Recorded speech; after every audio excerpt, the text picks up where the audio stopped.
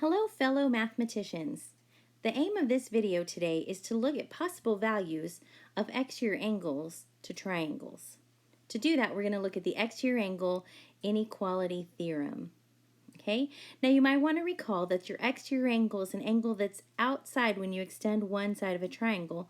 It's the angle that's in the exterior, it's outside. And then your other two angles, over here, x and y, we call these remote interior angles, because they're interior and they're remote or far away. Like you use a remote control to control your TV from far away. You don't have to go right up to your TV. These are remote angles because they're far away from this exterior angle. Okay? In a previous lesson, we had talked about that the measure, if I take the two remote angles, angle x and angle y, if I add those values together, it's going to give me this exterior angle z.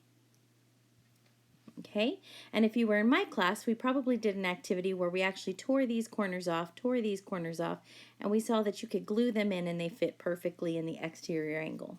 Okay, but today we're going to be looking at an inequality. So we're not going to be talking about equals. We want to know, what if I only know one of these two remote interior angles? Can I say anything about this angle z over here? Well, we know since it takes both x and y to make z, we know that the measure of angle z has to be less than x because you have to add y to it. Oops.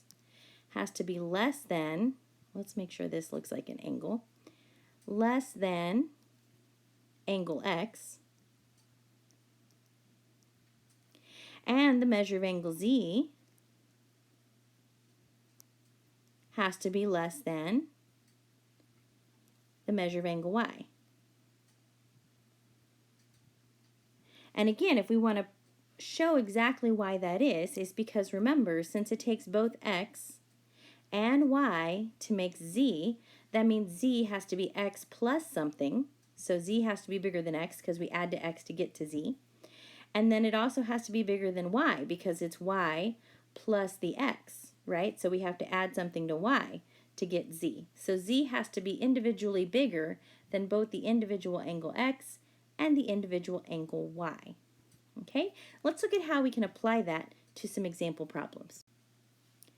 All right, so when I look at this first one, it says list all the angles of triangle EFG with measures that are less than angle 1. So angle 1 is right here, and we know that angle 1 has to be greater than the two remote angles. So that means not the one that's right next to it, the two that I would need the remote control, right? So they're far away. So that's going to be angle 4, and angle 3 are my remote angles. Angle 1 is greater than those two angles, so that means those two angles are both less than angle 1. So when it says to list all the angles that are less than angle 1, that's going to be angle 3, and it's going to be angle 4. Those are both going to have to be smaller than angle 1 because it takes both of those together to make angle 1. Okay? Now angle 2 could be greater. It looks like it is, but remember our pictures don't have to be to scale, so angle 2 could also be smaller. So we just don't have enough information to say anything about angle 2, whether it's greater than or less than. Okay, let's look at another example. All right, here's my second example. It says if the measure of angle 1 is 98 degrees, what are the possible values of angle 3? Okay, so I am going to say, all right, the measure of angle 1 is 98 degrees.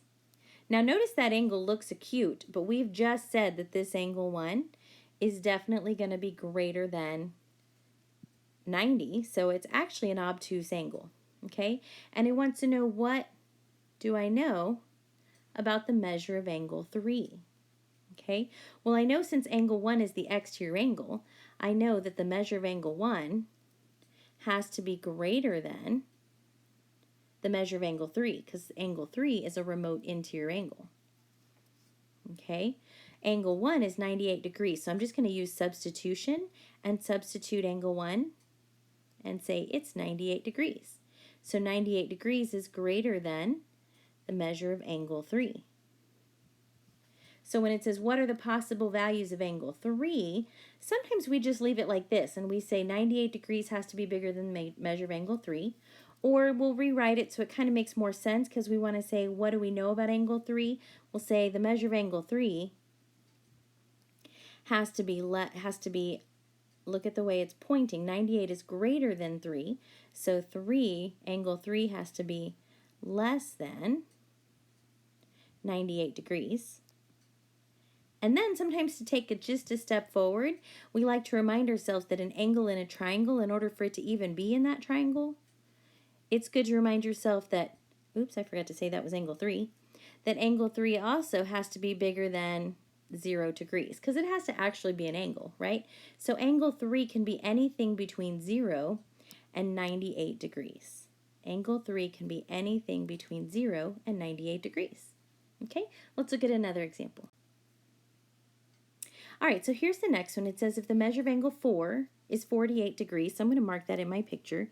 This angle 4 is 48 degrees. What are the possible values of angle 1? So angle 1 is my exterior angle.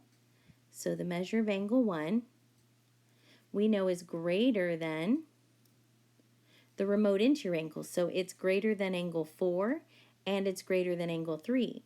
Since it's greater than angle 4, I know it's greater than 48 degrees. Okay, so the possible values of angle 1 are anything greater than 48. But remember, this angle is attached to the triangle, and it has to be, and it's part of this linear pair here. So we know it also has to be less than 180 degrees. Or we could say 180 degrees is greater than the measure of angle 1. So angle 1 is really in between 48 degrees and 180 degrees, and usually we'll write it from smallest to biggest, so sometimes you'll see this written as 48 degrees is less than the measure of angle 1, which is less than 180 degrees. So the measure of angle 1 has to be somewhere between 48 and 180. Can't be less than 48, can't be more than 180. Can't be equal to those two either. Okay? All right, when I look at the next one, find the measures that are greater than the measure of angle 5. So the measure of angle 5 is part of this triangle that I'm going to mark in blue. And so I can see that this side here has been extended, and the exterior angle to the blue triangle is this one. And 5 is a remote interior angle. And I know that the exterior angle that goes with it has to be greater. So I know the measure of angle 1 has to be greater than the measure of angle 5. But wait, there's more. Because the measure of angle 5 is also this angle here, when I add it to this angle 3, those two angles together are a remote interior angle of this pink triangle that has angle 7 as an exterior angle. So I know angle 7 has to be bigger than angle 6, and it has to be bigger than angle 3 and angle 5 together. So if it's bigger than 3 and 5 together, then angle 7 is definitely bigger than angle 5. So the measure of angle 7 is also greater than angle 5. So we know angle 1 has to be bigger than angle 5, and angle 7 has to be bigger than angle 5. Okay? All right, here's another one. Find the measures that are less than the measure of angle 1. So I'm looking for something that's less than angle 1, so that means angle 1 is going to be bigger than something, so I want angle 1 to be an exterior angle. So that means I need it to be outside a triangle, so I'm going to look at this triangle so that angle 1 is an exterior angle, so that angle 1 can be bigger than stuff. What is angle 1 going to be bigger than? It's going to be bigger than the remote interior angle. So here's angle 1. The two angles that would be remote are going to be the 5 and the 6 are the ones not right next to angle 1. It takes both 5 and 6 to make 1, so angle 5 has to be less than angle 1, and angle 6 has to be less than angle 1. Okay? The next one is almost the same except one word's different, right? This time we want angles that are greater than the measure of angle 1. So that means I need 1 to be a remote angle, and I'm looking for an exterior angle that's going to be bigger. So I need angle 1 to be inside a triangle, and then I need an exterior angle that's not right next to this angle 1. So it can't be, I can't extend this way and look at the angle 4 because that would be adjacent to 1. 1 would no longer be remote, right? So I have to extend to the left, so I have this exterior angle, and angle 1 is remote to it, okay? 7 is exterior, so it's going to be greater than the remote interior. So angle 7 will definitely be bigger than angle 1. Okay, and that's the only one I can for sure say has to be bigger than angle 1. Okay? Let's keep going. We have a couple more examples. All right, find the measures that are less than angle 7. So angle 7, we kind of looked at this on the last one. When I look at this triangle here, we know that angle 7 has to be less than these two, or greater than these two remote interior angles. So angle 1 has to be less than angle 7, and angle 3 has to be less than angle 7. But wait, there's more, because if I think of this whole big purple triangle and think of angle 7 as an exterior angle to the whole big triangle, then my remote interior angles become this corner here, angle 6, and become this corner here, angle 3 and 5 together. So that means angle 7 has to be greater than 6, so 6 is greater than or less than 7. And then 3 and 5 are both smaller than angle 7. We already wrote 3, so we just need to add on angle 5. So angles 1, 3, 6, and 5 are all less than angle 7. Again, we don't know anything about angle 2, even though when I look here, it looks like angle 2 is acute, so it looks like angle 2 is less than 7. We can't tell by looking. Remember we had that problem earlier where this angle looked acute, but we said it was 98 degrees. So we can't just tell by looking that this angle has to be less than angle 7, because we don't know anywhere here. It doesn't say if our picture is to scale or not. Okay?